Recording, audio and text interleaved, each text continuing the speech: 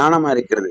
நம்ம என்ன சமுதாயத்தை சேர்ந்தவர்களாக இருக்கலாம், நம்மளுடைய பாரம்பரியம் எப்படி வேணாக இருக்கலாம், நம்மளுடைய படிச்சிருக்கிறோமா படிக்கலையா, அழகு இருக்கா இல்லையா, படிப்பு இருக்கா இல்லையா, அதெல்லாம் முக்கியம் கிடையாது. வேதம் சொல்லுகிறது, ஆமென். ஆம், எவர்கள் அழைக்கப்பட்டு இருக்கிறார்களோ அவர்களுக்கு கிறிஸ்து தேவ பலனும் தேவ ஞானமா இருக்கிறார். அதிகாலை வேலை இந்த காலை வேலை கேட்டுக்கொண்டிருக்கிற உங்களுக்கு தேவனே உங்களுக்கு பலனும் தேவனே உங்களுக்கு ஞானமா இருக்கிறார். அல்லேலூயா. யாரு வேணா இருக்கலாம். இந்த ஆடியோ மெசேஜ் மூலியமாக நம்ம வாட்ஸ்அப்பில் கூட கேட்கிற எந்த ஒரு மனிதர்களாக கூட இருக்கலாம். கர்த்தரை தேடுகிற உங்களுக்கு, அவரால் அழைக்கப்பட்டிருக்கிற உங்களுக்கு, அவர் கிறிஸ்து தான் உங்களுக்கு பலனும் கிறிஸ்து தான் தேவ ஞானமா இருக்கிறார். அதுதான் 24 சொன்னது.